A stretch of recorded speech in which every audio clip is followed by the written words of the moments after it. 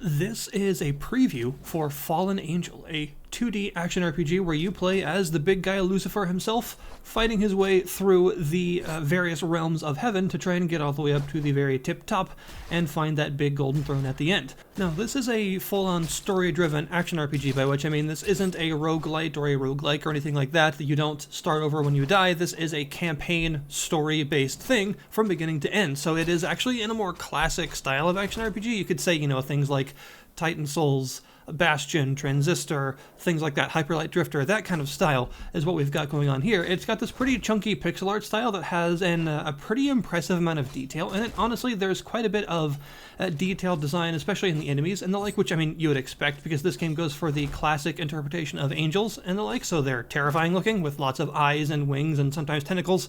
So there is quite a bit of detail in the actual enemy models and the like, and there's actually a pretty good amount of detail in the animations as well, which is also pretty important because this game uses very tough boss fights with lots of attacks to learn and things, so learning the tells and patterns of the various bosses is important, and of course having nice detailed animations helps with that process. So yeah, it's a pretty good looking game, honestly, and of course since you are in the myriad realms of heaven, there's a lot of just strangeness that you'll find, so there's also a lot of detail in the environments. You'll find everything from like ancient destroyed cannons that may be part of some sort of ancient war from who knows when, to dance clubs, to hotels. There's really all sorts of things, even some like high-tech facilities, which are pretty neat to explore actually, and some other more horrifying places with even more horrifying bosses at the end.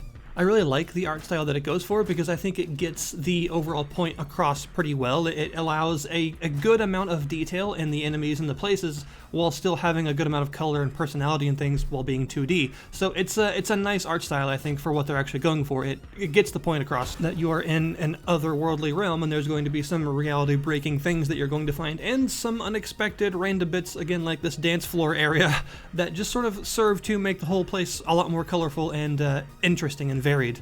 As for the theme itself and the characters that you're going to find, it goes for a kind of combination of different sort of Christian sects and the like. So you have your kind of traditional like Catholicism and stuff in here because you start in purgatory and you find a lot of the apostles and some saints. You can even find Mary and some other characters like that, and John, Peter.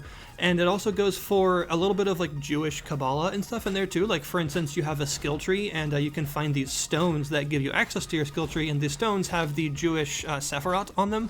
And your skill tree, of course, being that you're a Lucifer, is the inverted version of that, which I think is called the Cliffoth or something like that, but that's almost definitely not how you pronounce it. I'm not Jewish, so it's one of those words that I've seen but never actually heard said out loud. With my little knowledge of how Hebrew pronunciation works, it's probably closer to something like Kalapot or something along those lines, but yeah, I don't really know how you say it. But the inverted Sephiroth as your skill tree, which is a nice little touch. So there's a bit of Jewish mysticism in here, and there's even some more like apocryphal stuff, because you can encounter some other characters like El Cid, and even some apocryphal archangels like Akrasiel, and Azrael is in here and is just as scary as you would expect, basically being the angel of death, so he has a very interesting design. And the combat itself is very much focused around figuring out the patterns and things of your various otherworldly enemies, because it goes for a very high-speed combat system with lots of dodging, lots of different attack variations, and honestly, if I had a bit of a criticism, it would be that the combat starts off pretty slow, because you begin with only one weapon and then a ranged weapon shortly after that, and that's kind of it, and a dodge, but it very quickly gets a lot more varied than that once you actually explore a bit, find some skill tree stones, get some new weapons and artifacts from defeating bosses, and it kind of comes into its own after a while. So although I will say the game kind of starts off a bit simple in the combat aspect, it very quickly becomes a lot more silly and interesting as you get more stuff. You'll eventually get charge attacks, the ability to launch foes up in the air and juggle them around, ground slams, various different ranged weapons. You can even find some magical artifacts from defeating certain angels, like one that creates a big laser for you to fire, and one that lays these explosive sigils around, one that creates a big sort of ground erupting cone in front of you, all sorts of things. So there's actually a lot of variety in the combat. It just takes a little minute to find it, and you have to actually make your way around the world a little bit and figure out what you're doing in order to actually get to all that variety. There are loads of different enemy types strewn about all the various places you can go. The game uses a kind of hub-based system where you have a hotel. You can eventually find some characters and stuff and bring them back to the hotel. There's a currency system, which is actually kind of a unique one. Basically, your ranged weapons, the guns that you can use, all use these well, just this sort of red crystal shards as ammunition, but those are also, it's also your money. Your currency are these shards. So every time you fire a ranged weapon, you are also literally shooting money, which is kind of a fascinating way to do it. I mean, kind of like how Metro does its currency system, actually, where the ammunition you collect in the world is also your currency. So you do have to be careful about that. It is a very useful thing to be able to attack the various very difficult bosses from a range, but you will be using your currency to do so. So once you actually get the ability to access some shops and the like later, you will maybe want to save that up a little bit, and kind of that makes the combat a bit of a balance between trying to destroy things without getting hurt too badly yourself, and also keep your various resources intact so that you can actually, you know, get more power and stuff later and beat the harder bosses.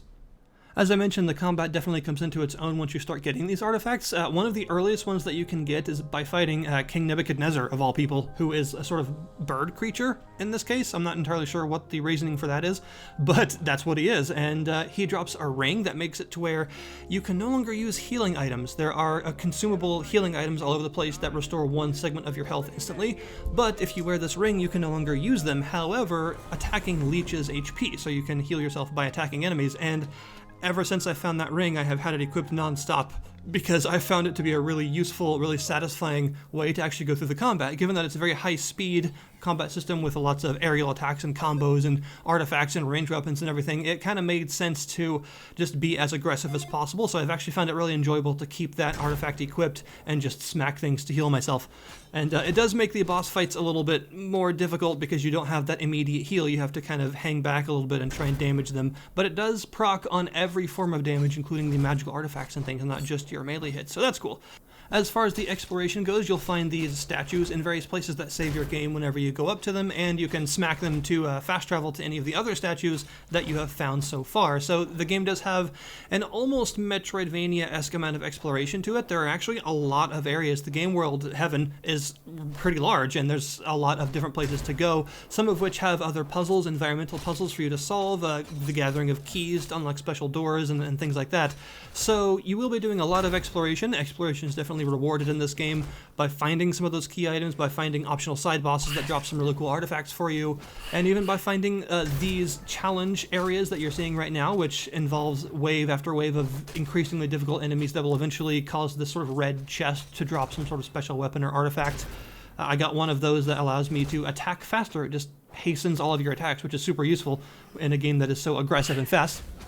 So definitely recommend doing those. And you can also find, of course, those skill tree statues. You do have a skill tree, so every time you find one of these statues, you'll have a choice between whatever part of the, like whatever nodes of the tree that you're at now that you haven't gotten yet. So eventually the skill tree choices will narrow down because you will have gotten all the others, but once you start to get those narrowed down, you will go down to the next part of the tree, so the next time you find another one of those stones, you'll have a bunch of choices again. And they are pretty significant choices. They involve stuff like adding an extra segment to your health gauge, adding the devil form that you're seeing right now that allows you to transform, and it's basically a devil trigger. You get really strong, really fast, a bunch of increased melee damage and range. Your dodge turns into like a damaging leap, and your range weapon turns into a sort of charged laser. So it's quite powerful, but limited in its use, so you have to oftentimes save it for elements like this, these really hard wave-based encounters, and of course bosses. It's most useful in encounters like that. And you'll also, of course, be gathering your other various melee moves, like the ability to charge attack, the ability to ground slam and uppercut people into the air for aerial combos and that sort of thing. So yeah, there's quite a bit of variety as well when it comes to the skill tree choices that you can make, and that's nice because it's another way to reward you for exploring, so it's good that there is a good amount of choice there. But in between all the exploration, the environmental puzzles, and the enemy encounters, there are of course the bosses, and these are really the highlight of the game for me because they have some really cool visual designs to them, and they're just mechanically interesting. The bosses are pretty tough encounters that have lots of different mechanics to them that can have various different phases, oftentimes several attacks that you'll need to learn how to, survive. So they are, I guess you could say, the game has mentioned that it has a little bit of like Souls-like DNA in it, and I think where that is most apparent, what they're talking about, is in the boss fights. They definitely have that sort of almost Hollow Knight, a Metroidvania-esque, 2D version of that, and I think they do it pretty well.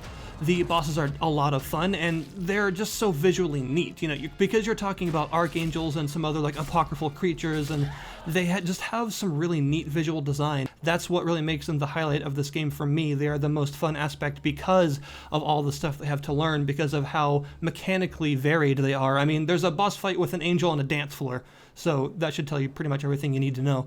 And of course, as I mentioned, they tend to drop the most interesting stuff, and there is some other lore and things going on with removing the influence of the archangels. I don't want to get too spoilery with all that though, because this is, after all, a preview of a game that's not going to be out for like 3 more weeks, so I didn't want to show you a bunch of like late game bosses and stuff and get super spoilery. This is just more early game stuff that you'll be able to encounter fairly quickly to prevent it from being too extremely spoilery of a video. As far as criticisms go and stuff that I feel they may need to work on before the game's release, for one, there's a pretty significant bug right now that I think they're probably aware of, but I'll mention it anyway just in case. The inventory screen doesn't currently work properly, and it sorts things just kind of randomly to where you'll find keys and stuff, and sometimes keys will end up in your weapons inventory. They just kind of sort all over the place, and trying to go to the consumables tab of your inventory crashes the game every time. So that needs to be fixed, obviously, but I'm sure they're aware of that one because of how major it is. And I would also like to see some sort of clarification for the character, because there are a lot of enemies on screen sometimes, and some enemies are very large with like complicated models and tentacles and wings and eyeballs everywhere. So it can kind of be easy to lose yourself in the action and get just drowned out by all of the explosions and projectiles everywhere and make it difficult for you to keep track. So I think there might need to be something done in terms of when there's a lot of enemies on screen that can block your view. Maybe giving yourself an outline would be useful. I think the enemies need an outline as well when they're behind objects, because it's possible for enemies to get behind foreground objects like trees and ruins and stuff, and you can't see yourself or the enemy when you're behind those things. So I think having an outline for the characters when they go behind other enemy models or when they go behind scenery and the like would help to increase the overall readability of the game and the combat, and I think that would be just a good idea in general to help. So yeah, that's really my preview of Fallen Angel. I think it's a pretty solid action RPG. It's got an interesting story, it's got some really fun boss fights and some really cool visual design, and I'm gonna be excited to play more of it and see some of the later bosses and how crazy they get, because I have a feeling they will indeed get pretty crazy. So if you want to keep an eye on this one yourself, I will link you in the description below this video to the Steam page so that you can wishlist it or keep an eye on it, and you can expect the game to come out on October 22nd. So keep an eye out for that one if you're in the mood for a cool 2D action RPG with some pretty solid lore and world building. Thank you guys very much for watching, and I'll see you next time.